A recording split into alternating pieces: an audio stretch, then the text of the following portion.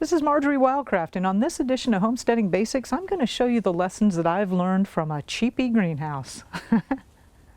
All right, so having a greenhouse is important in every bioregion. And I'm not kidding, even down in the tropics, I saw them using greenhouses to keep the water off. And quite a few years ago, I wanted to learn more about greenhouses because it is such an important component, especially for extending the season. And a general principle whenever you're doing any new project or learning any new thing is to start small. So the first thing I did is I bought a really cheapy greenhouse. Really, this is a little 8x10 thing, Harbor Freight, I don't know what it was, $250 or something like that. And we built it and put it up. The very first thing that we learned is that even though we're braced up against a barn here, this thing, with almost any kind of wind loading at all, it came with some little clips to hold it together. This thing, the panels would be flying off all over the place, and the whole frame, it's just a thin aluminum, it would twist. So we immediately started getting some extra wood to brace it, and we used screws to screw in the panels to hold them in rather than the little clips. And that seemed to help, although occasionally when we did get a strong windstorm, it would still rip it off.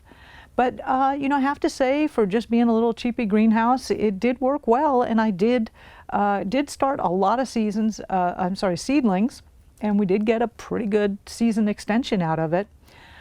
It wasn't that many years, though, that went by that I started to notice that my seedlings were getting very, very leggy, and that they just weren't getting enough sunlight. And to me, it still looked like there was plenty of light coming in through, but it turns out that it's not. And this is really, really thin. I think this is called 4 mil polycarbonate. And you know, it deteriorates in the sun, it turns yellow, and it starts to block sunlight. So effectively, the greenhouse after a few years was pretty useless.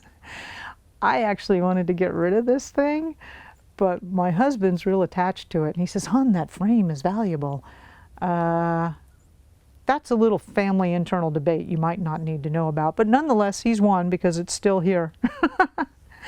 Anyway, there's a lot of value to starting out with a small little cheap thing, and if all you're wanting is a quick season extender and you know you're going to be replacing this every couple of years and you know you're going to be bracing it against wind, I'd say go for it.